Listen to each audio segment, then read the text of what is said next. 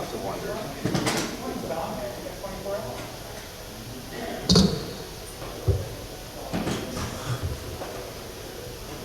Ready? Are you ready?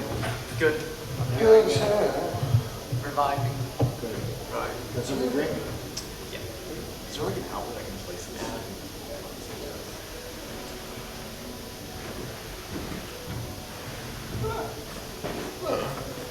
The market is so expensive though. Holy shit. Like that 24/7 place. So bad. I think I just spent like $33 on a coffee and like a bowl of rice. Yeah, market. Unfortunately. Yeah, it's insane. Like, the market Orlando. It's the one place. The bowl is the Power Grain Bowl, something. Yeah, it's good. The one advantage of the old location was that there was a 7-Eleven right across the street. Oh, yeah. And like a CVS like not too far away. Like everything Oh, awesome was God. in walking distance. Yeah.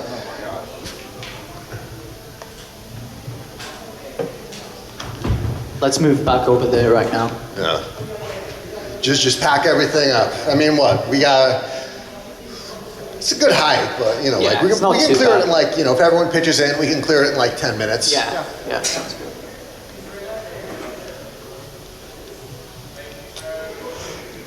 Wow, this is like the first panel I've ever put together that's actually on schedule, Yeah. Right. despite all of our technical shortcomings.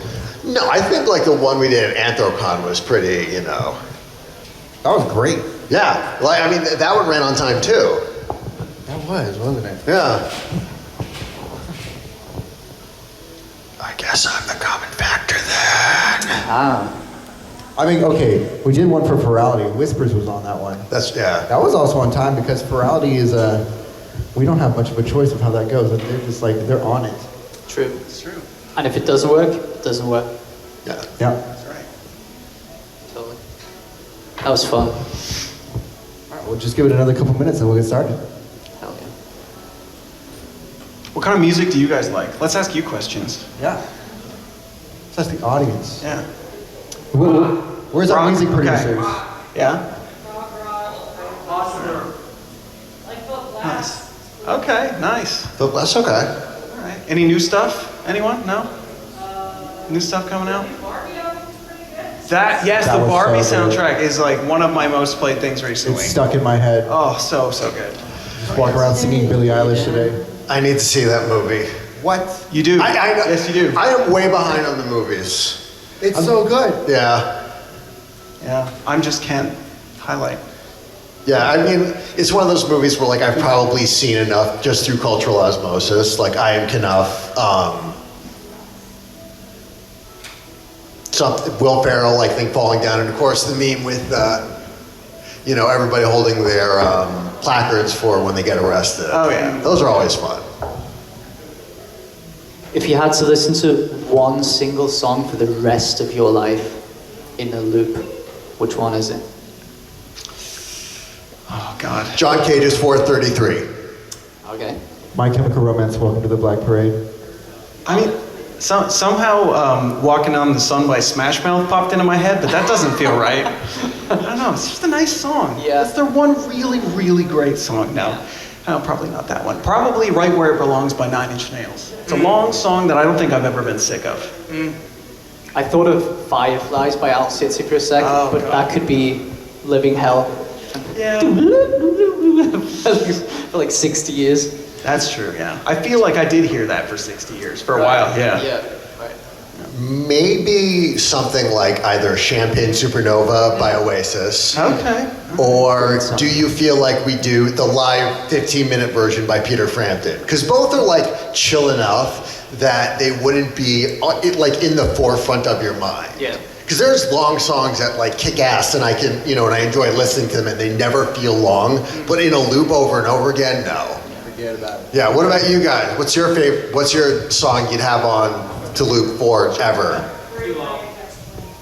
Okay. Too Long by Daft Punk. Okay, nice. All right. That raises an interesting question. What's your favorite song above 7 or 8 minutes? Like the best really, or let's say 6, the best really long song. Dream Theater's got a lot of good material there. What was that answer? Close to the edge. I think I'd go with some like Beethoven, some classical. Nice. Yeah, that's true. Oh yeah, all 3 acts of Moonlight Sonata are a beautiful combination. Yeah, there's some good stuff there. Led Zeppelin has some really great long songs too that really evolve.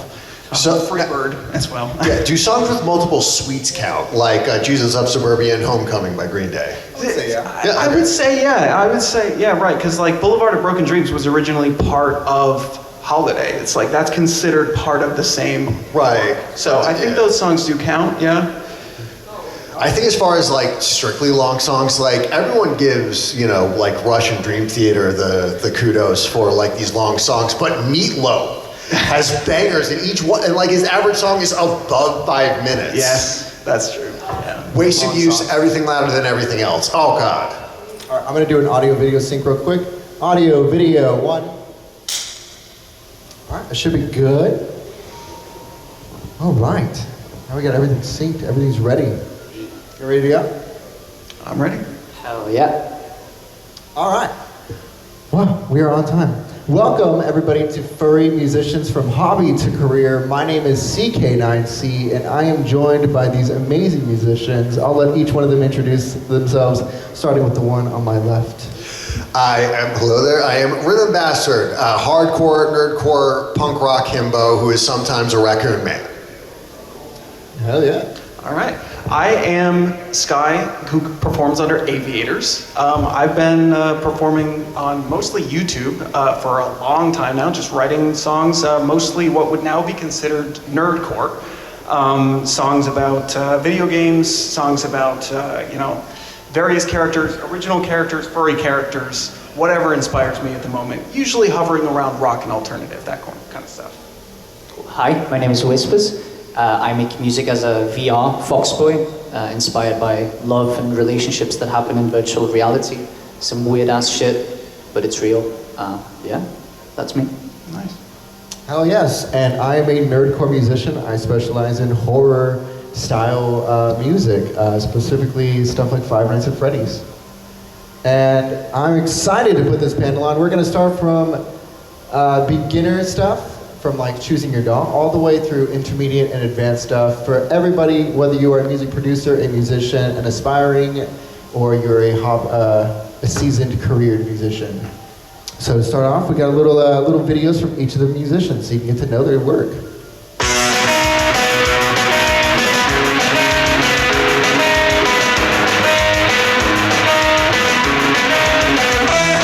I'm one shiny Jaeger and I already regret coming out tonight. If I'll say no again, my friends will leave me forever.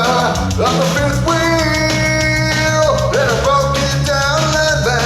Cause I just got getting and I couldn't give a damn. But damn, there's a plan in the candidate's hands. And the drummer in the band thinks they got a hot thing. So it's not me, I'll go back and shit. Hop on, with the one that you've been looking for. Swallow your pride. Hop on, I know you're feeling pretty, boy. No need to hide.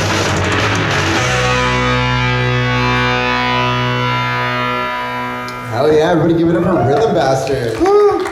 Again, I am playing tonight, panels 2 at 8 p.m. It's under hardcore, nerdcore, punk rock on the shed and everything. Hell yes, don't miss miss it. it. Yeah. Don't come for the punk rock, stay for the magic cards and nudity. Next up, we got Whispers. Whispers gibt Konzerte vor tausenden Fans, aber keiner steht vor seiner Bühne, weil die Bühne ist in seinem Wohnzimmer.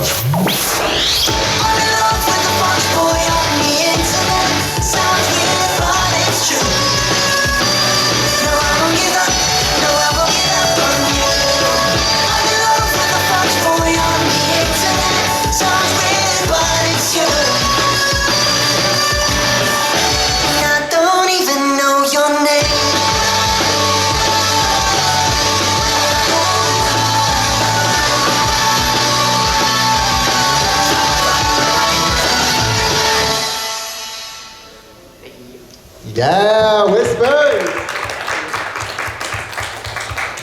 Gosh, I love your music so much. Always stuck in my head, Whispers. Next up, we got Aviators. Are you ready for the thunder? Are you ready for the big show? Yeah. When the curtains hit the floor, I will leave you wanting more, so you won't forget. No more heroes left to save you. Just the keepers of the fleeting sun. When the sky above us fell, we descended into hell, into kingdom come.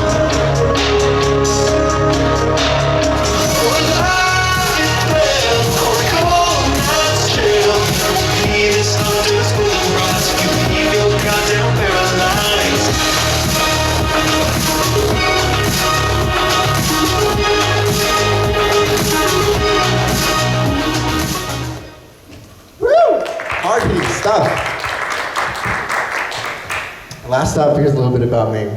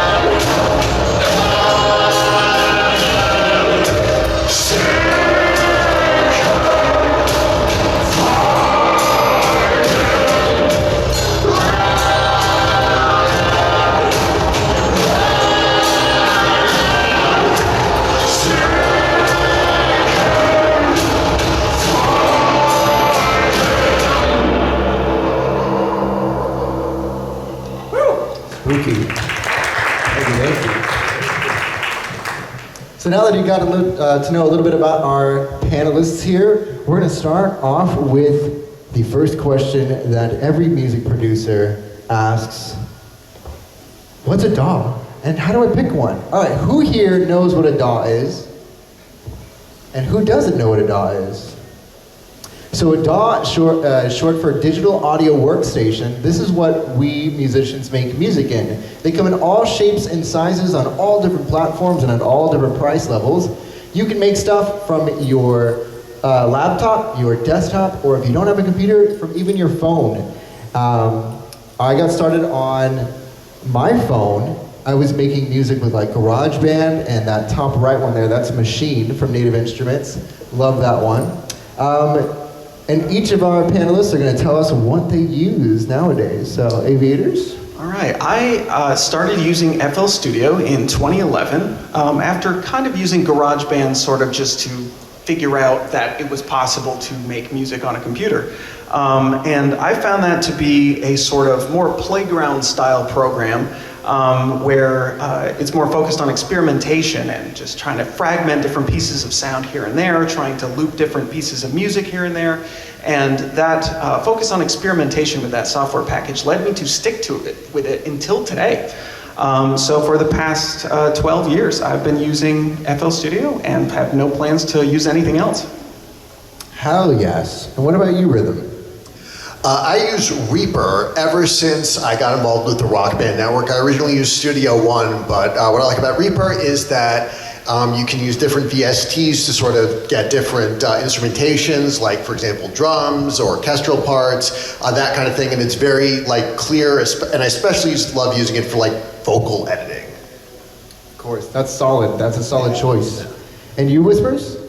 First of all, I'm fascinated by this mic. Look, it's completely squished. And it still works. It's legendary. Someone chewed on it.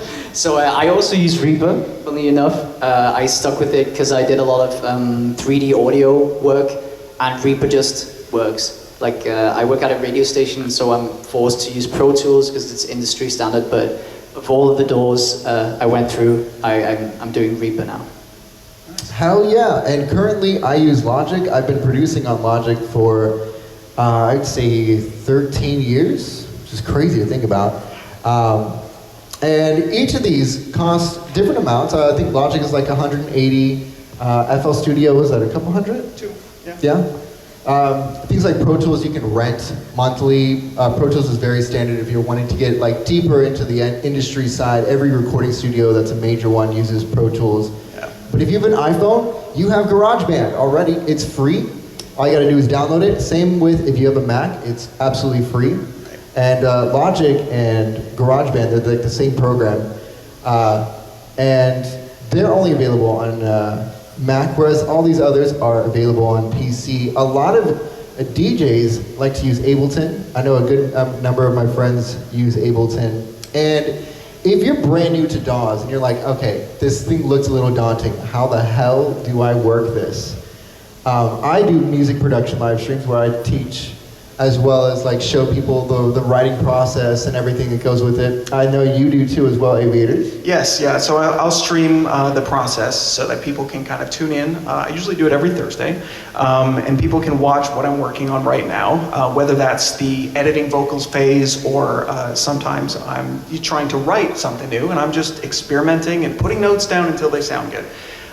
Sometimes I'm recording something. I like to show off different phases of the process because everybody has their different process and everybody has to find their own. And choosing your DAW ends up being very little difference from choosing your favorite word processor. The content that you're putting into it to get out of it is not determined by the software you're picking. It's just going to be an easier learning experience one way or another. Thank you very much.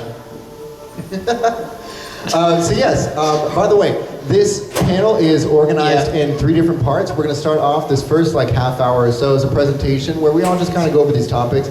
Second half hour is a Q&A where you can source your questions to any of us. And the third half hour, if we're on time, we usually try to be, is a meet and greet. So you can meet your fellow music producers and musicians and start networking, because that's always a big part of becoming a hobby to a career musician. You got to network. All right, so gear. Also sometimes labeled as the GAS syndrome, the gear acquisition syndrome. Wanting gear is, I think, innately part of the music writing process, because you kind of see all these other musicians who are like in these huge studios, or even if they're a bedroom studio and they got all this gear. But we want to also tell you that you don't need a ton of gear to make amazing music. I think we all had pretty humble beginnings. All of us at different levels. I started with a laptop in my dorm room and like a tiny little mixer that I could plug a microphone into, and kept it simple like that, as well as just my phone. And then of course, your headphones. Got to keep them nice and cheap, but at the same time, a pretty good sounding. What do y'all use for your headphones, Whispers? I actually still use my very first pair of headphones. They were Audio-Technica, like the black ones. The M50X? Yes. With the silver ring, like honestly, they don't break. Those are great. I used those for solid. 8 years, yeah. Yes. I use Sennheiser 660s now. Yeah, so those are really, really good as well. Sennheisers are just they don't make anything sound great, they just make it sound like raw. So you're gonna be able to hear whatever problems are in there. That's what I like in headphones. I also find though that before I release a song, I need to hear it on speakers. I find that headphones can't catch everything personally. Yeah, definitely. What do you use for your headphones? I think I used the Audio-Technica M20s. It was like something, it was toward the bottom of the line, but like it's still good enough. It's got, it covers my ears entirely, and it has like enough bass so I can kind of pick up a little bit on everything. Definitely. The Audio-Technica M series is a really nice pair of headphones. They're not too expensive. They usually range from like $50 to $150 depending on which ones you get. The M50Xs, you can find them in every studio. Yeah. They are, people hail them as like a nice flat frequency, and when you're a music producer, you want that flat response. So you hear your music without it being colored. Just like as a good artist who's doing graphic design wants a good color screen that's not like making the reds pop too much or the blues. It's the same with music. We don't want our highs or our lows to be popped too much. We want to hear what we're making as it's supposed to be. And your microphones. There are a number of cheap microphones out there that you can get started with. The Blue Yeti, the Blue series are a great one. The Audio-Technica 2020 super solid, not very expensive, and it comes with a USB version as well. So if you don't have a mixer, plug that bad boy in. What's your microphone choice these days? I use a Shure SM7B, which is used on probably a lot of albums you've heard before. Everything. It's used on everything. It's used in broadcasting, and the reason I use that is because it is good for everything. I can reliably expect a flat, standard sound that's not going to need a lot of tweaking one way or another to sound like real life. And that's not a very expensive microphone either. That's kind of a basic microphone that doesn't need it doesn't need a preamp. It doesn't need extra power. It doesn't need fancy equipment to plug it into something and make it sound. So I've been very impressed over the years with that microphone. Yeah, that microphone's only about $100. And Yeah. it is a legendary. It's been in studios for decades and still kicking. What's your microphone these days, Rhythm? I used to use the USB Rock Band microphone.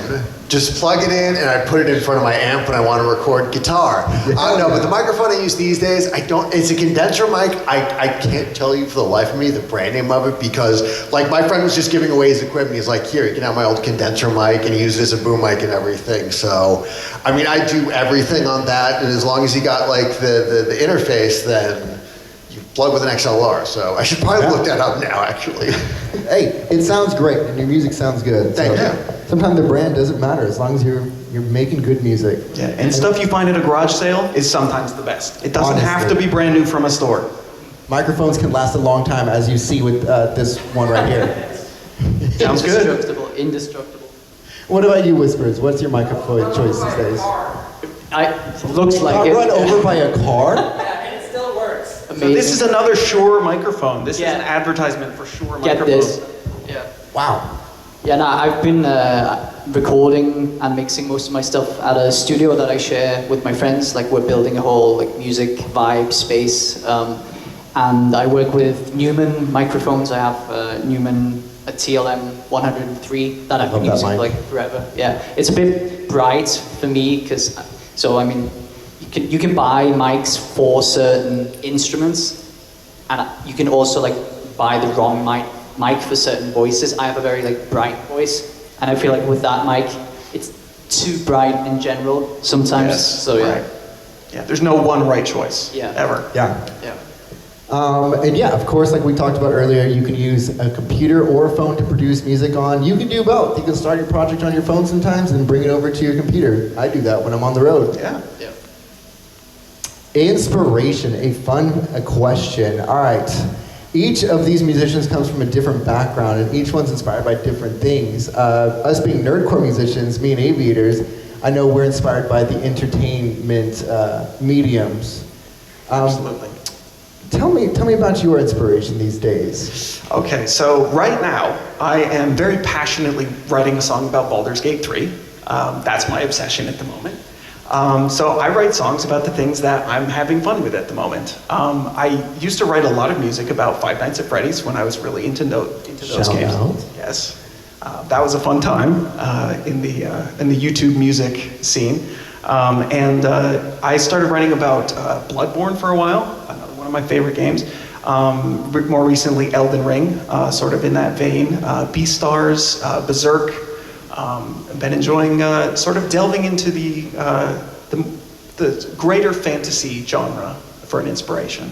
Whatever I'm watching at the moment. Hell yeah. I do the same. I watch movies, I play video games, TV shows, and I will just be so inspired by these different mediums and the stories and the sounds that they're portraying. But a lot of the artists, I think almost every artist, if not, comes to that question, how do I stay inspired? What do I do if I'm not feeling inspired? And I want to ask our other panelists, what do you do when you're not feeling inspired, Rhythm? I mean, usually it just starts with some vague experimentation, or sometimes working on it. I mean, working on a cover helps for one, because you just pick a song at random and it's like, oh, you know, like I kind of like the effect they used on this guitar or this riff. Maybe I can try to replicate it on my song.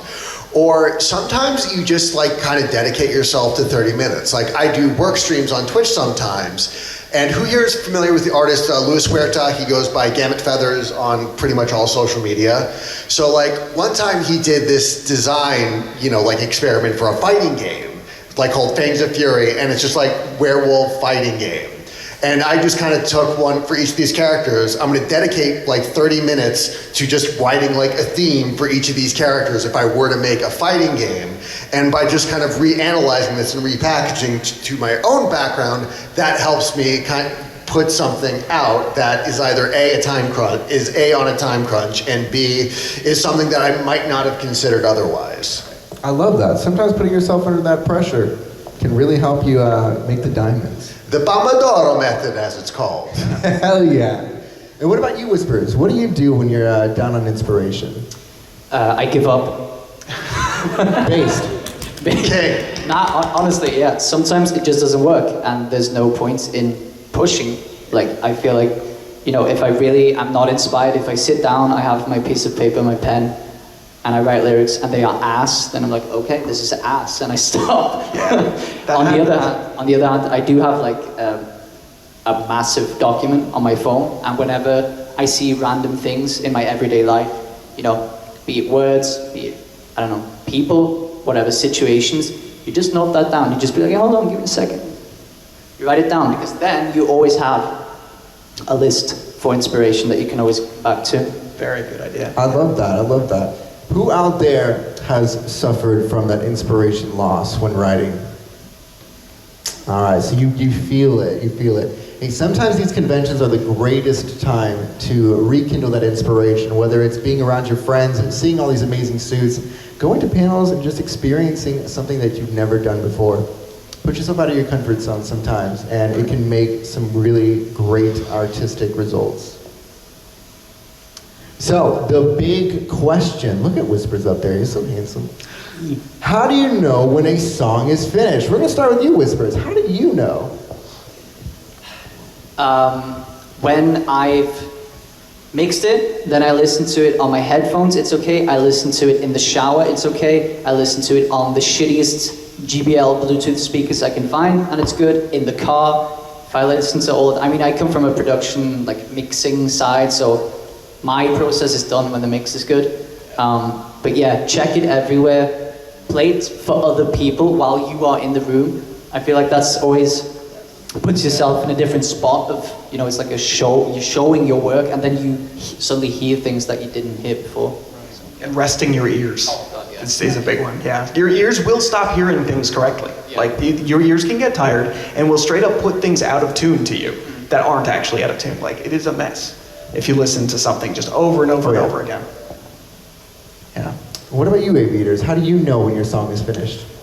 So I'm sort of on the opposite end, where it's like mixing and mastering. If I never had to, I never would, because I just like coming up with the ideas, and I like hitting that sort of sound where you put two instruments together and you just get that chord right, and then suddenly that chorus is just it washes you away instead of just sounding mediocre. So that's the moment I look for when I've kind of hit. This song goes from being just a collection of notes to a feeling. It has an experience. And then when on top of that, I've maintained that feeling through the song, an experience that I think will cause people to feel what I'm feeling with this sound, then I will go through the technical process of, you know, spending 10 hours just listening over and over and turning things down, turning things up, EQing things, taking something out completely because it's not actually, you know, necessary. Basically, when I can't do any of that anymore and keep my sanity intact, that's when my song is done. I love that. That's pretty solid. And Rhythm, how do you know when your songs are done? So there's two major tests that like let me know when a song is done. It's like, okay, I mix it, it sounds fine in the mix. So, all right, my last three steps are: one, I set it before, make sure that it doesn't peak above -6 before I add like my ozone mastering tool. Then I give it the parent test, which is I bring my parents in because they are not musically trained and they have no frame of reference for like the stuff I'm referencing a lot of the time. So if it passes muster with them, then I know like, okay, there's some kind of broad appeal here. And then of course, as we've all mentioned before, the car test. Because like that and like earbuds are the two most common places that people hear music these days. Yeah, for sure. Yeah, that's a solid answer. Who out there is a music producer or a music writer? All right. A lot. And who out there is like an instrumentalist? And who's a vocalist? Hell yeah. Some of each. Yeah. Definitely, each of those processes require different like steps in writing, and you've got to ask yourself the different points as along the way, whether you're writing, arranging, or mixing. Each one has their own endpoints that then lead into the other, and so there's no real right or wrong answers for knowing when your stuff is done. But these are all expert tips. Yeah, whether it's showing it to your friends or your family, mixing it in your car and your earbuds, making sure they sound good. Because remember, a lot of your listeners are going to listen with AirPods. That's like the most popular headphone in the world right now. So, And phone speakers, just the speakers on your phone. Yeah, there is an entire like Google Drive like folder on my phone that just is just car test for like, hey, I'm gonna take it everywhere with me. I do the same. Yeah. All right. So a lot of musicians, when they're first getting started, or they're hitting a brick wall. They're like, okay, I'm putting out music. How do I get views? How am I starting to like get, people to pay attention to my work? One of my biggest tips is always collaboration. This is sharing your audience with someone else out there, and they're sharing theirs with yours. And it doesn't matter how big of a following or how small they have, it's vice versa. It's about the style that they have and the music that they're making. Does it inspire you, and does your work inspire them? And it can be a little bit daunting reaching out to someone new that you've never talked to before and you want to collab with. So we're going to start off with this first point. How do you send a collab email? My friend Chi-Chi came up with this point, and it's such a good explaining point, because I get emails a lot that have just like the title, do you want to collab? And the whole email is, hey, I'm a singer, can I be on your next song? Thanks, Ubu. Okay, well, who are you? Show me your work. So when you reach out to someone, tell them who you are, approach them with a bit of an idea first, because that makes things a lot more easy to digest if you're just going through your emails as an artist. Show them a bit of your portfolio so they know your sound, and come at them with something that they can fully read and listen to and be like, oh, okay, I like this person. I want to work with them. Don't just be like, hey, do you want to work together? It's like, I don't know. And then, of course, one of the easiest ways to get started on collaborating is collaborate with your friends. It's a little bit less daunting than sending out these cold calls and these emails to people that you don't know. So reaching out to your friends who you know make music or are trying to is a great way of starting to share your audiences, and it expands your styles. How many of y'all have done collaborations? Hell yeah. And our panelists, have y'all done collaborations? Yeah, a couple. I think we all have, yeah. Hell yeah. I know you just put out 17 hours, right? Yes. So good, so good. How did you get started on that collab?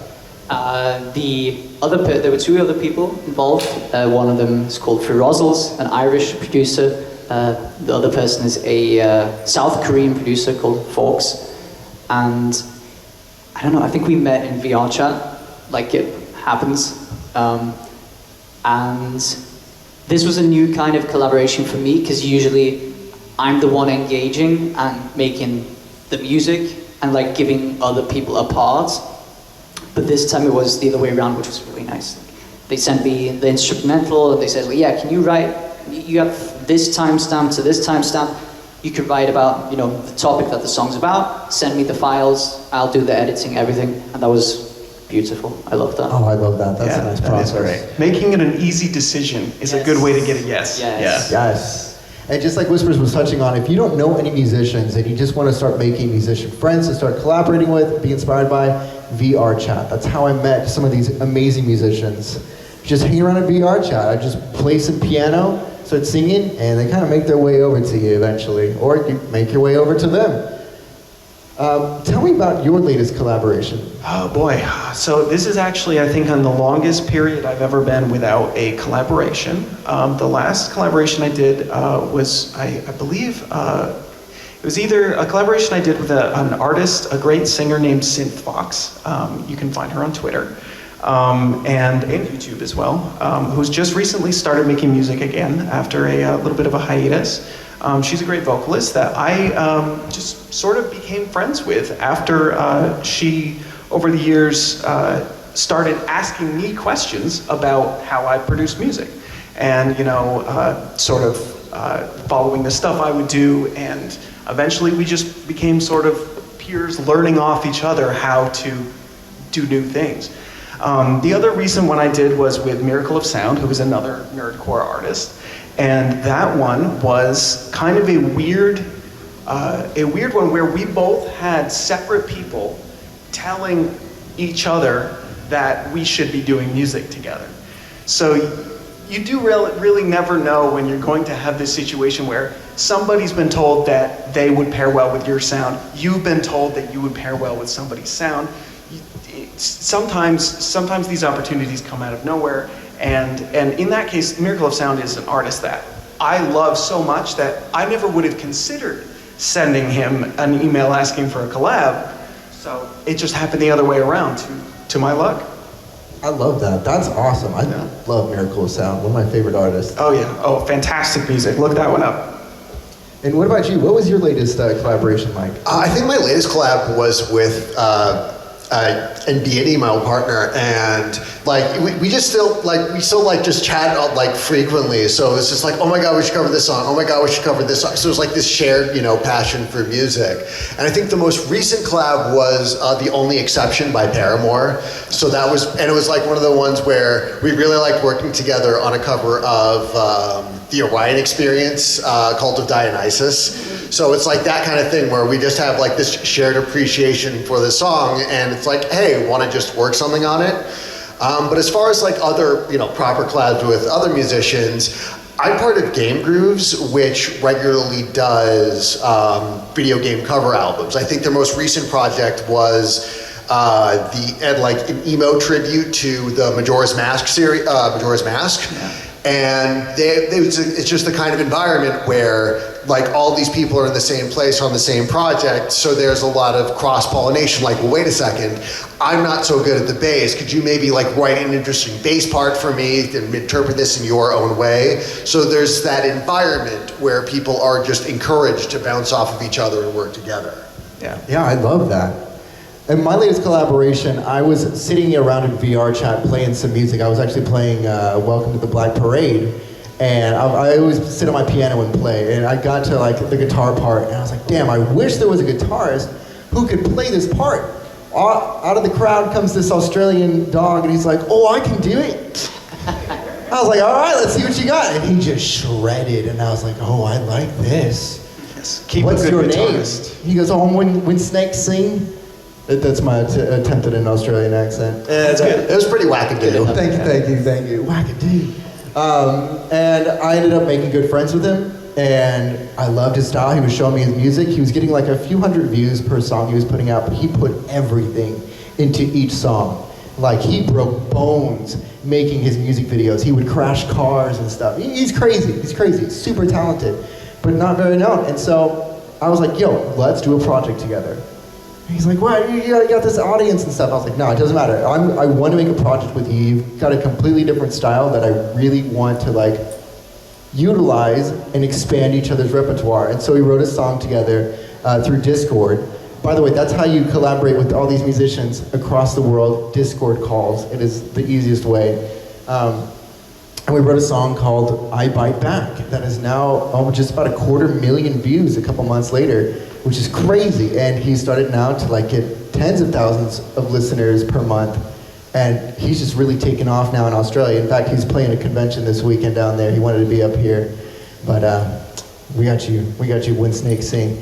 But yeah, that was some of the most fun I've had recently. And it took a few months, but oh my gosh, collaborating is one of my favorite things to do as a musician.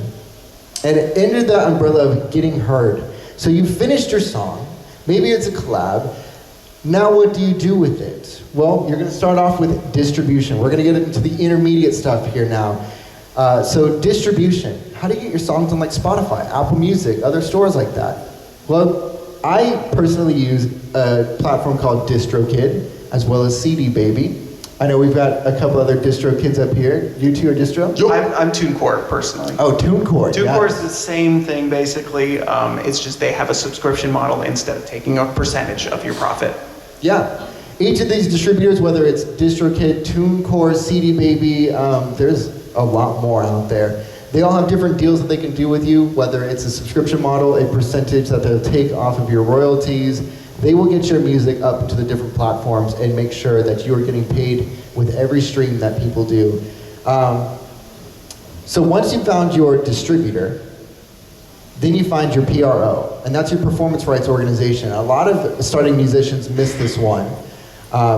There are a couple here in the United States and internationally. I personally use one called BMI.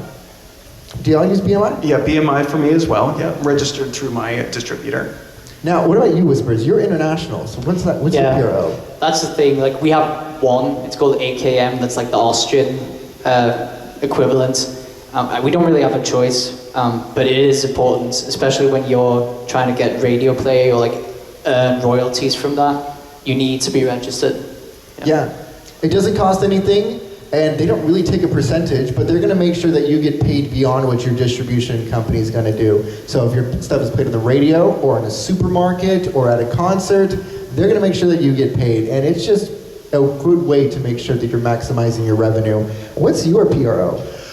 I don't think I have one. I think I was Where does registered that for ASCPA like a while ago. ASCAP. Yeah.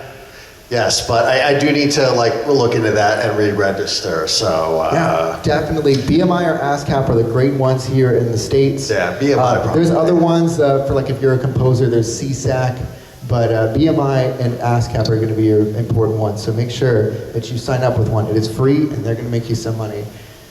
So marketing. I don't like to pay for marketing. I've tried it with like Instagram ads. It just doesn't really work for me. Have y'all tried marketing? I don't think I believe in traditional marketing for music. I don't think it works. Like you said, you can't just show someone a snippet of a song in an advertisement and then consider that they're going to go buy the album en masse. It just doesn't happen. Unless you're with a major record label who's going to give you like $1 million for the advertising and like push your stuff hard. And have a video with it, a music video or something, yeah. and secure some kind of like other opportunities. Yeah. Branding links, yeah. Yeah, Right. us as indie artists don't really pay for your marketing. There is a better way, and that is starting right here in this room, this a furry community. Each of us are in different communities. Being that we're all here at a furry convention, we are all pretty obviously in the furry community. When you are marketing your stuff towards a community, and it's good, often that community is going to take your song and spread it to other members of the community. Like, yo, have you heard this new song by this artist? And then they like it, and then they share it with all their friends, and that's how you can really start getting some traction on your plays. We're also in the nerdcore community, and that's definitely helped take my career off once I started going into like Five Nights at Freddy's, which led me deeper into the horror stuff. And I all discovered that because I listened to Brony music on accident, and I was like, yo, this is kind of slap. This is getting millions of plays? You can make Brony music? Whoa, all right, let me check this out. Oh, there's Five Nights. What's the Living Tombstone? Yeah. Oh, he's rocking it. And so that's how I found my communities, and they continue to spread. Every community has subgenres, and all you gotta do is really write stuff that your community is going to love. And if they do, chances are you're gonna get some plays on that.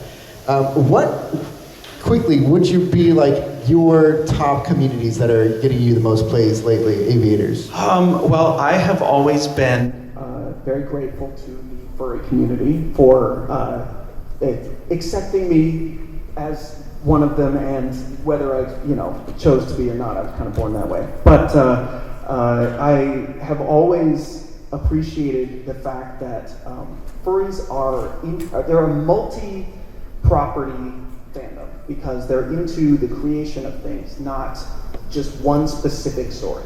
Yeah. They're not a fan of one thing that has furry characters. They're not a fan of a book. They're a fan of all music, art, games, whatever that may involve anthropomorphic characters. And I've found that there's so much opportunity for creativity in this community and appreciation for that creativity.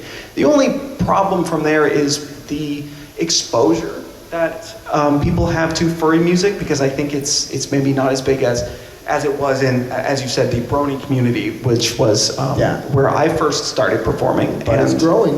And it is growing as well. And personally, I think online, the anime community has been huge and loves to hear music about any kind of anime, especially, you know, one that a lot of people are watching right now. Beastars being mine, and Berserk, my two sort of favorites I write about quite often. And yeah, those are sort of my two latest ones. Hell yeah. Whispers, do you have a community that you tend to write for? It's definitely the VR community, because I think a lot of my lyrics reflect realities that a lot of them through live. When they form friendships, when they form relationships in virtual reality.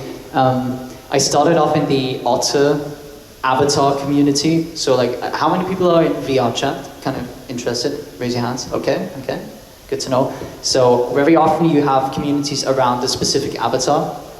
And I started off with the Otter, like the Otter avatar. And we used to do meetups every Saturday, and I'd get out my acoustic guitar and play like through the Quest mic, the shitty sound, awful, fucking, I don't know. But it was great, it was fun, and it developed from there.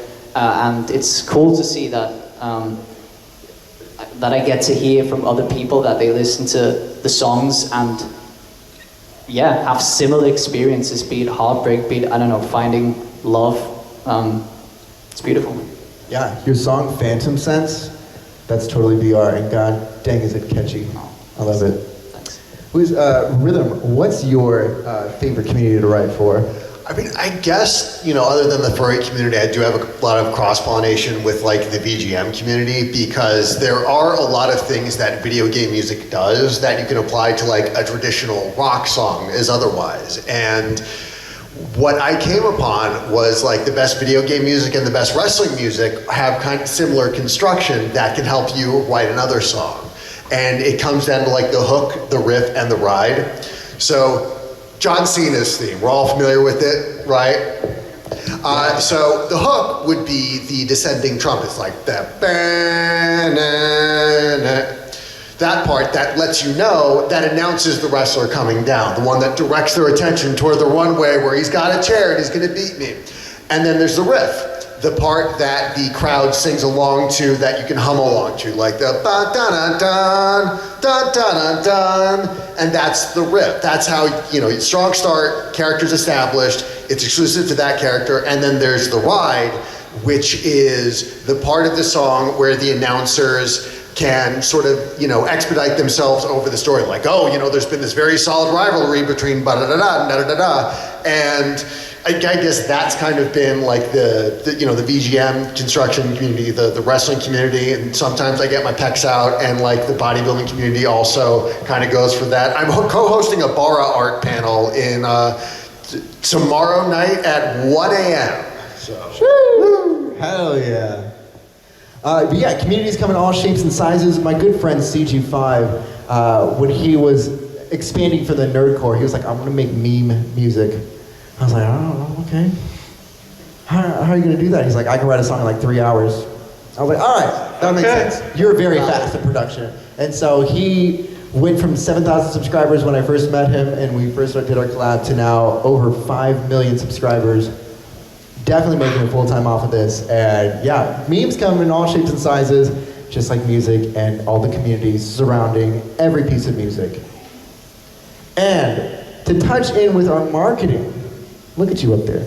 You look fantastic. Thank you. Music videos. Who out there has ever made a music video? Okay, we got one there. Music videos, in my opinion, and a lot of other musicians' opinion, are one of the best marketing tools. When you make something that's audible, you're gonna wanna give your audience an experience that touches at least 2 senses. You're gonna wanna give them a video, because if you're sitting there on your phone, do you wanna just look at album artwork? Or would you wanna look at something that's moving, grabbing your attention? Whether it's just a visualizer with a lyric video, like Aviators has, or or you go full on with VR videos like Whispers, or like me, you're using animation teams to make your videos, or you're doing some live action music videos like you and your performances. Yep. Music videos can come in all shapes and sizes, and they are quintessential these days to getting your stuff played, especially on YouTube and TikTok. TikTok can make your songs. You get a little snippet of your song that's getting some traction, it's gonna lead to people looking it up on Spotify, and vice versa with YouTube. Tell me about your music video style, and like, how do you budget and your time management? Because you've been growing lately. You started all yourself, but tell me about how you're doing it now. Yeah, I started doing it all by myself, which was horrific. It was fun for a while, but when you reach a certain point, you need to start externalizing tasks. So I got a bunch of people now in my Discord who know how to use a VR camera. I've got a bunch of actors, that are always there to play roles in the video. Budgeting right now, I've had an IRL shoot actually a couple of weeks ago. That's my next song. It's going to come out soon. That required for the first time a bit of budgeting on my end. Before that, it was all volunteering and staying up long hours, suffering. But the end product is then always worth it. Hell yes, and your style really has grown with your videos. It's so cool to see you. You just worked with my lead editor, Danny Gray, on one of your past music videos. Yes. Heck yes. There is a huge community, especially in the VR, who can help you film some beautiful stuff. And those sets, they're free. You just go into a beautiful world and start filming. Aviators, what is your music video process these days? Oh, so that's changed a bit over the years, since I've always pretty much done it myself. I've worked with a couple animators before. Matrix Airfrost has done a couple of my typography videos, which have really fast-moving, animated video game characters with the text flying all over the place, and those look great. Normally, I do a somewhat simpler version of that myself. Over the years, I've gotten pretty good at typography editing, so I'll try to have a captivating image that I will use as my main background, and sometimes that's going to be video game footage if it's a song about a video game. Sometimes that's going to be an art piece that I've had to commission because I didn't have anything pre-existing to use, and then I'll sort of do a bit of cinematic editing, add some motion to things, add a little smoke in the background, so there's always something moving to look at, because music moves. Music is not still. So like you were saying, you don't want to look at a still piece of album art. So even when I just have a piece of art with lyrics in front of it, I try to add some movement. And that's all I really need, I think, in my videos. Yeah, I love that. If you don't know how to do typography videos yourself, but you want to keep it simple like that, I've used Fiverr.com, and there are a lot of typography video artists that you can commission who are really fast and very inexpensive. Tell me about your music video process. So I don't really have like a lot of budget for live action music videos, but the thing I do try to impress on people is either, there's like programs like Shotcut that are very easy to use, and I think what I've started doing with some of my Patreon tracks is I have the album art, but then you just kind of have it blurred in the background and have it like thumped to the music, or at least one of the one of the backtracks, like the kick drum or something like that. So you can program things like that. But I think it's the thing that I try to push the most is just the live experience. So like after I do a con, what I like to do is I'll like try to edit down, the select like the best parts of it to get people interested in, going to my Patreon and paying for the full thing. And that way, because like I said, the best part is just the energy I try to exude, and the thing that the people have responded the best to are my live shows, which, for example, the one at 8 p.m. in Panel Room 2. Don't miss it. Don't. That's a good idea, putting the entire performance behind the Patreon and kind of highlighting your favorite parts and posting that publicly. Yeah, exactly. Because again, sometimes it's that, there is that visual impressive element, like, the VR avatar, or, your typography work or your animation, but my music doesn't necessarily jive with that 100%, but I do put the most effort into, my live performance, making sure that my live shows are entertaining. So that's kind of why those are what I tend to highlight.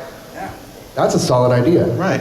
When I first got started making music videos, I was a student in college, and I was like, okay, I think I need music videos, but I don't know where to go, and I want them to be animated.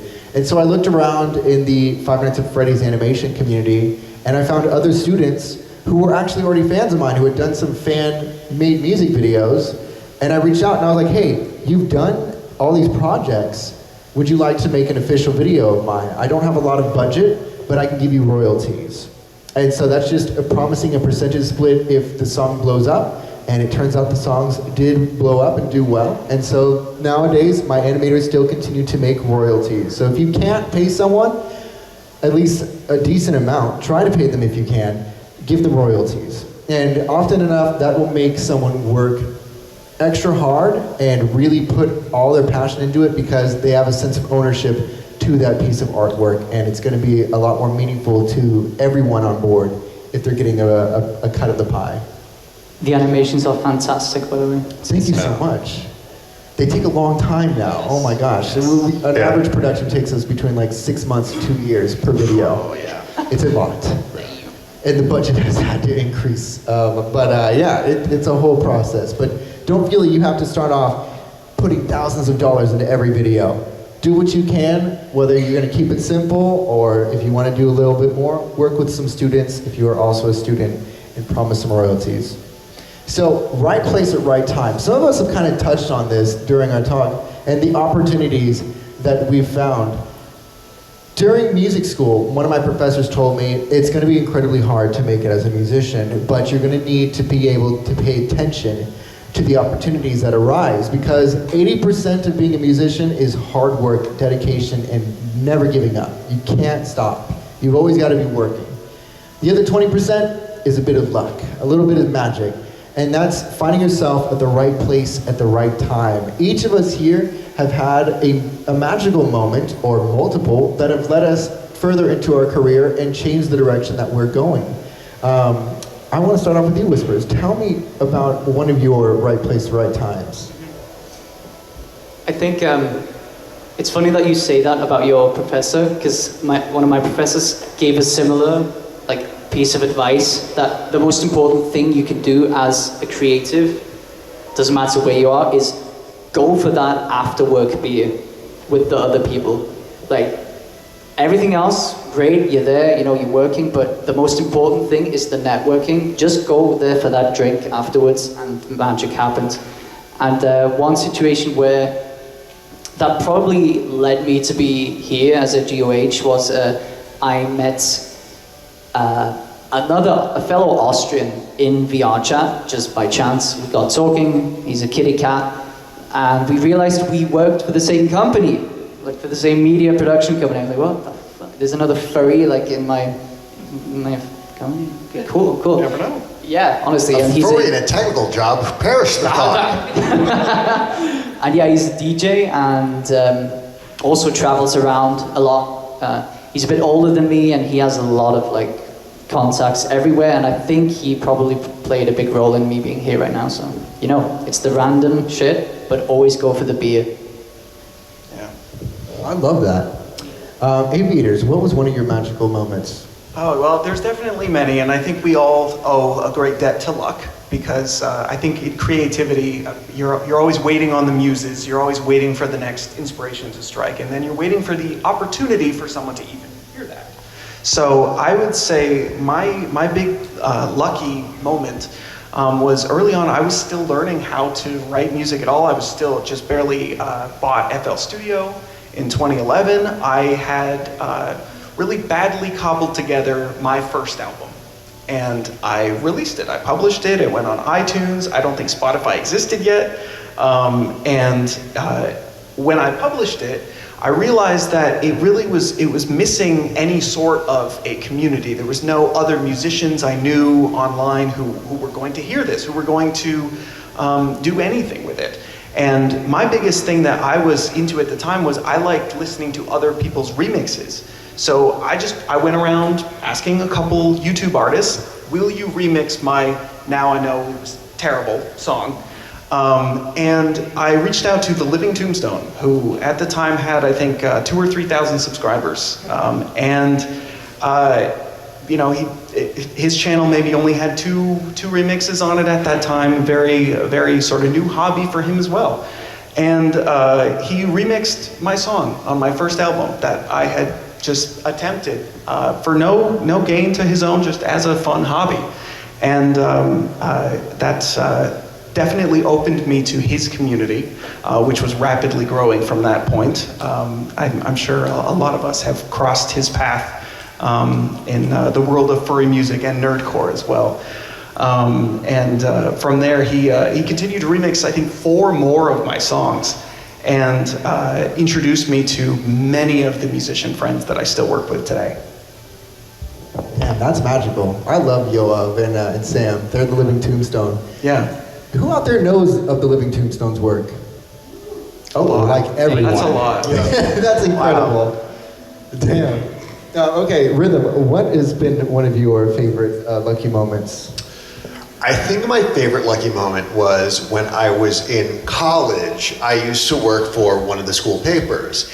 And I was like working late, it was after class or something, and I know the trains weren't gonna come for another couple hours. I was like, oh, I got some work done, to get started on my homework, whatever. And then some other people who worked for the paper come in, and they were looking for a place to shoot this mini series they were working on called Dino Hunter MD. It was about a rogue anesthesiologist that fights dinosaurs. And I remember helping someone else find space to record a thing one day. And I was like, oh yeah, there's this janitor closet right here in the student union building. And then I eventually started to help them and watch them set up the shoot and everything, and they then discovered that I do music too. So that was my first big long-term project, was redoing some of the licensed songs they were using in the YouTube videos for oh, we're gonna make a DVD out of this. And that kind of gave me my first little leg up into actually sitting down and writing music. Hell yeah. Wow. Jumping on opportunities big and small can really take you into all different places that you would never expect. I think one of my favorite ones was I was sitting in my dorm room drawing, and my neighbor knocked on my door, and he goes, hey, there's a student shadowing me. He wants to do the music program, but I'm in marketing. So I know you're in music. Can you talk to him about it? I was like, oh yeah, sure. And in walks this little skinny kid, and he starts telling me about the music that he makes, what he wants to do. And I was like, oh, do you make music? And he's like, yeah, I make music about My Little Pony. I was like, oh, I know about My Little Pony. I didn't know there was musicians for it. He's like, yeah, I'm the wooden toaster. I was like, okay, let me look up your channel. Oh my God, you're getting millions of views. What the hell? This is actually really good music. And right there in the suggested was the Living Tombstone. And I was like, who's this? Let me click on this. What is this, Five Nights at Freddy's 1 song? What is this? Oh, this slaps. What's Five Nights at Freddy's? Let me watch Markiplier play this. Oh, I like this. This is a good game. You know what? I'm gonna try this. I'm gonna try my hand at electronic pop music, because I wanted to make orchestra scores for movies at the time. And I was like, you know what? Whatever, let's try a pop song. And I wrote a song called Run Run, which has since then become one of my most popular songs. And that was my introduction into nerdcore, and just saying yes to getting to know this kid and being like, okay, I write songs. Let me try something new. Let me jump on this and see what happens. Changed the direction of my life, and now, since then, I've been a full-time nerdcore musician for almost 9 years. So jumping on opportunities is important. At the same time, it's okay to say no to some opportunities. Don't stretch yourself too thin. And it can give you a bit of FOMO to be like, okay, am I doing something wrong by not going and jumping on this? That's okay, it's part of the process, but your mental health is important, so make sure that that's still prioritized, but still try to do as much as you can.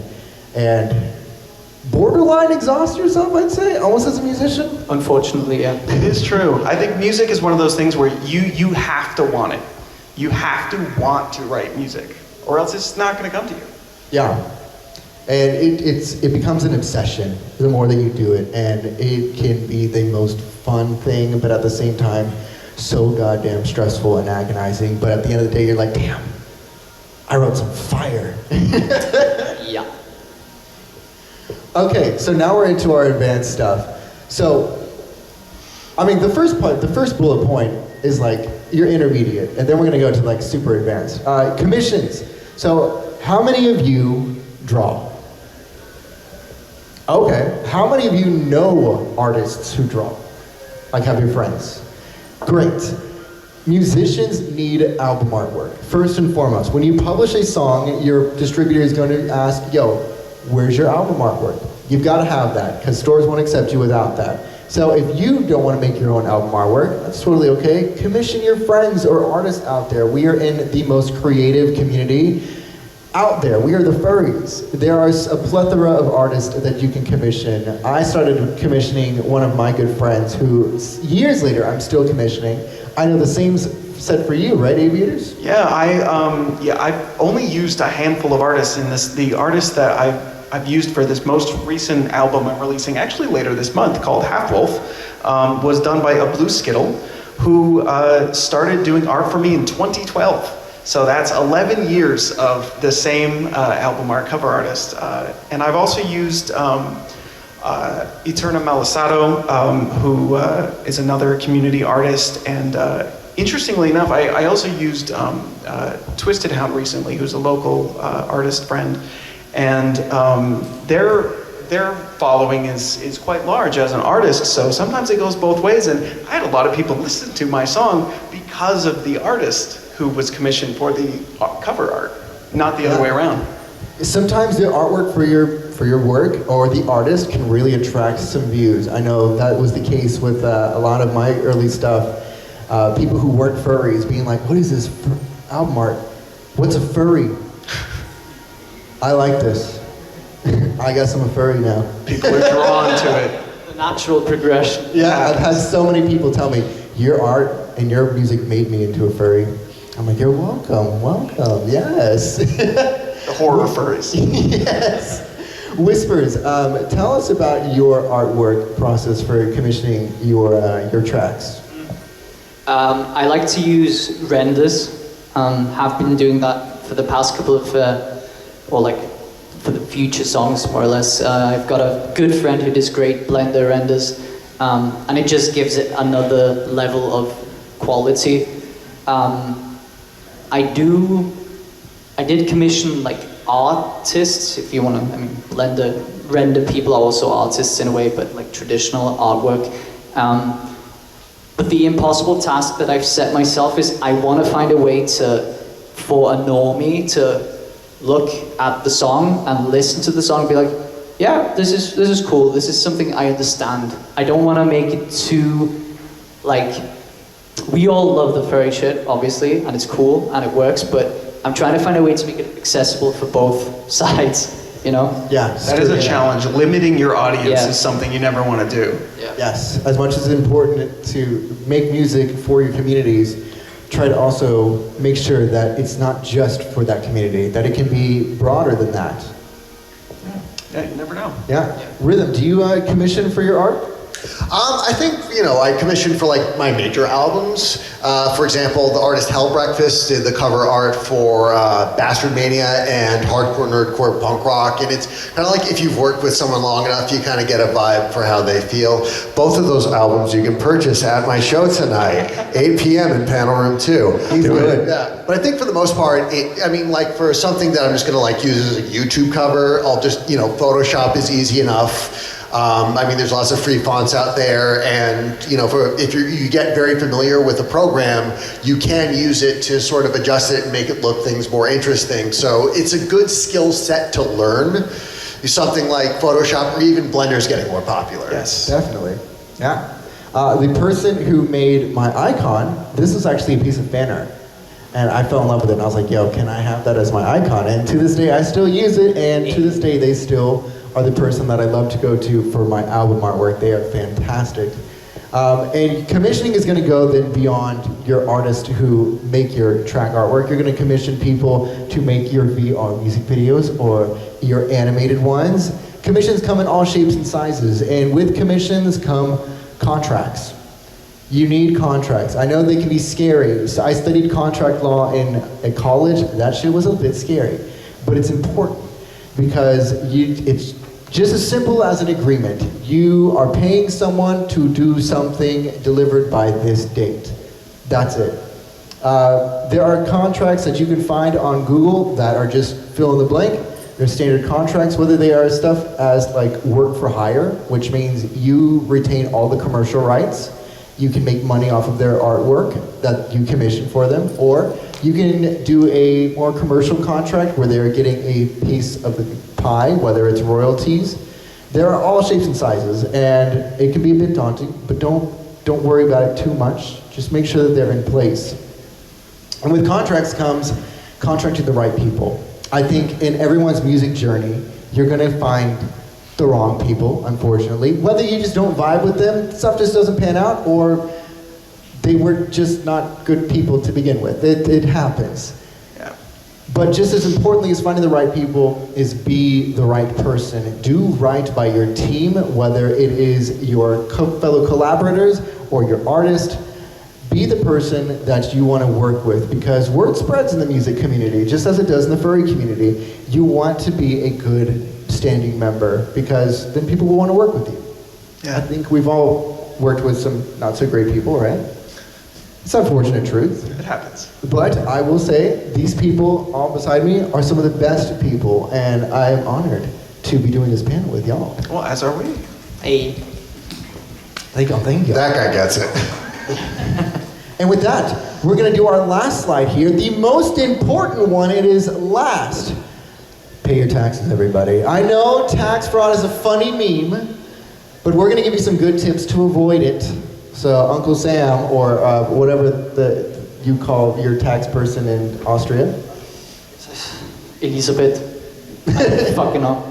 Yeah, so they don't come after you. So as a musician, the gear that you are purchasing, the software that you're getting, the instrument libraries, the instruments that you're purchasing, they are write-offs. If you're using it to make something that you are trying to make money off of, or you are starting to make money off of, they become a write-off. Save those receipts. Mark them down. Tell your tax person, whether you're going to just like a basic tax person or you've got a CPA, that is a professional tax person, which you should get once you start making some good money off of this. Your write-offs are extremely important. They will save you money. The more money that you spend on gear sometimes, the more money that you save on taxes, ironically. That's true. This is true for artists too, by the way. Yes, Like any graphical art. creative. Yeah.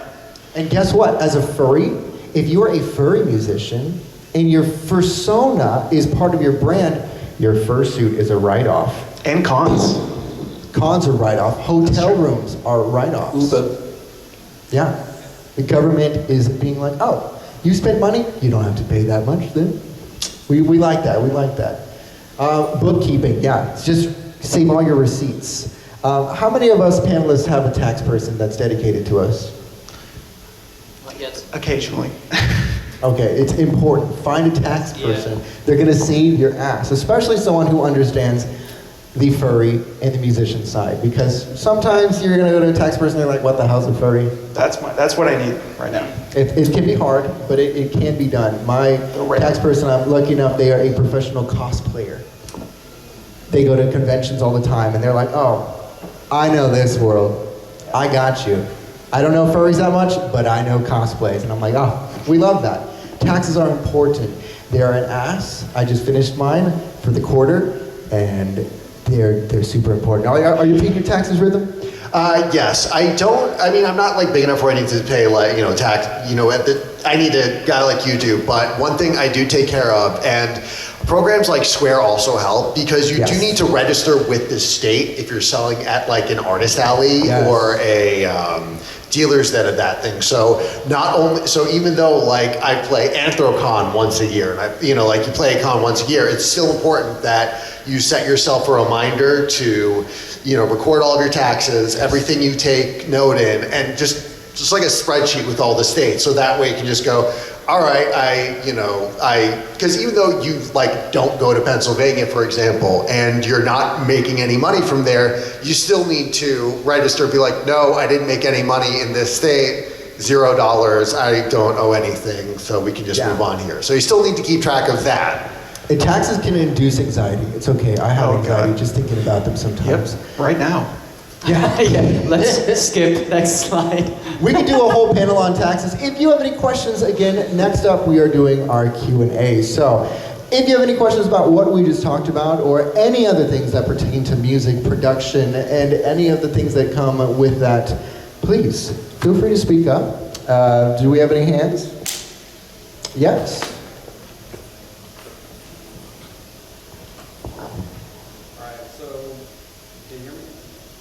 Oh, yeah, I guess you're going to their camera, but yes, we can hear you. Just project. So one of the questions I came up with is how do you find a way to keep working or actually finish a piece that you might have stalled out on? Oh, I know that one. Sometimes it takes me years to write a piece because I will step away. I find myself at like dead spots where I'm like, this just isn't working. And I will step away and go on to other pieces. My best tip is always, if you're not feeling it, come back to it another time. And you may feel it then. What about y'all? I have two responses to that because on one hand, I have completely given up on a song, abandoned it, and then out of the blue come back to it 7 years later and just finished it in one go. Yes. And it came out great. So don't abandon things. I mean, you can Don't abandon delete things, them. but don't delete them.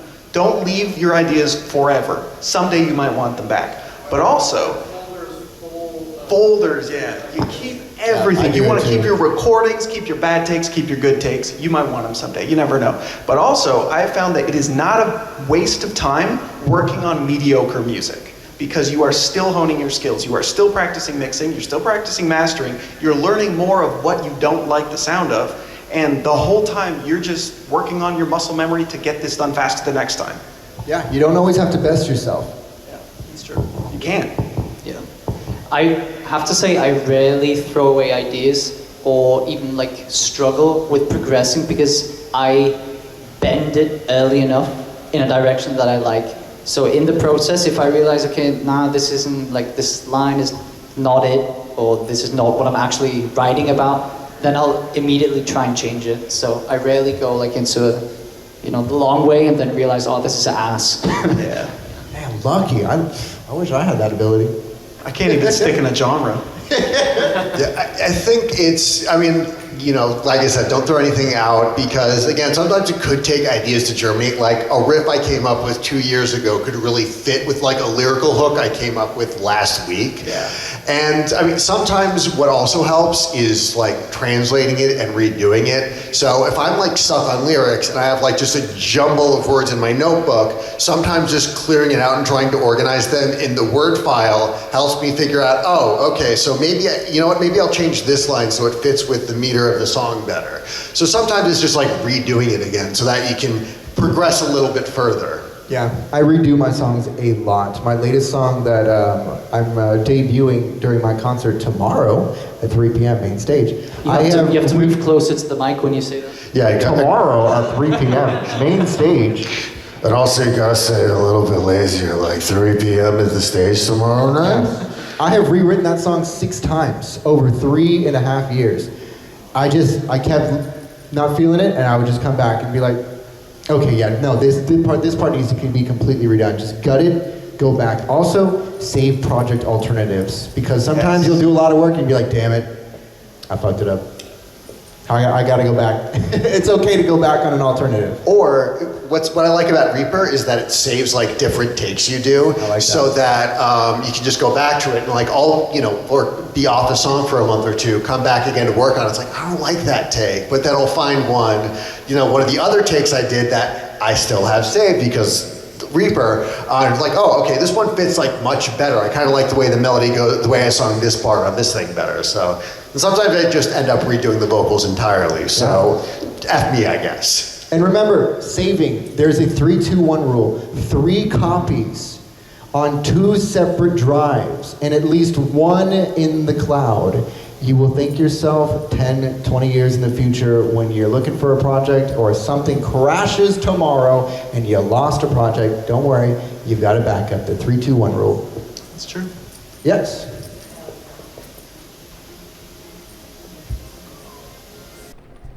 All right. Okay, it's still not working, so I'll just shout. I was wondering, what is...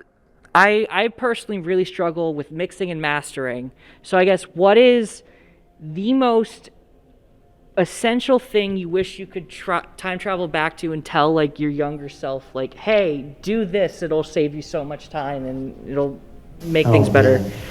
I guess just for my sake. For me, Yeah. compression, compression, compression. When I first started my vocals, I'd be like, I think it sounds fine. Just maybe put a little reverb on the main vocal track. That's it. And nowadays I'm like, okay, it's got to go through my CO1B, and then I got to put it through a VC76 compressor. Then I put it through an SSL E-channel compressor. Then I do a little bit of EQ, and then I compress it again through a Maserati VX. Compress your stuff. You can go crazy. It's gonna sound good. Put your vocals a little bit more forward than you're doing. If they're like the same line as your instruments, no, push them up. Push them up higher. I learned that at Atlantic Records. I interned there for a while in Hollywood, and that changed everything for me. Compression. Now, it is true though that like just talking to people with like audio engineering degrees goes a long way, because I used to do all my own mastering. In the past 2 years, I've started working with a professional mastering engineer, and while they're a good friend of mine, it's mind-blowing having that educated perspective of just technical audio knowledge being applied to your stuff, so that you can then reflect on that next time you're working on your own content.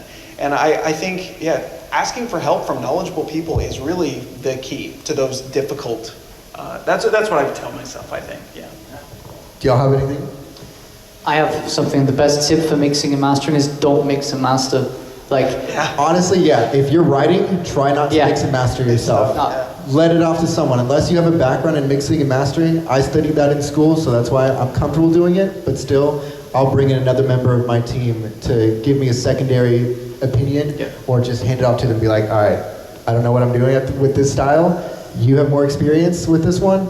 Let's let you do it. I'm going to second that, because I've done a lot of mixing and mastering on my own, and like just the process of going back and forth, like of different tests, you will go insane. because there's something that like one person might hear but you don't, and it's like, well, this needs to be louder, but like by how much? And like 1 decibel for you sounds different than 1 decibel for the other person you're talking to, so that communication is going to be out of this blah, so it'll drive you insane. So which is why I think like maybe the parent test does, or the car test does help a little bit, because it is this party that is not going to overburden you with complex details, and instead just be like, all right, what do I need to get someone who is not obsessively pouring over every note of this song to think this sounds good? And if you want to be crazy like some of us and mix your own stuff, compare it to some of your favorite soundtracks or songs that are in the same style. Yeah.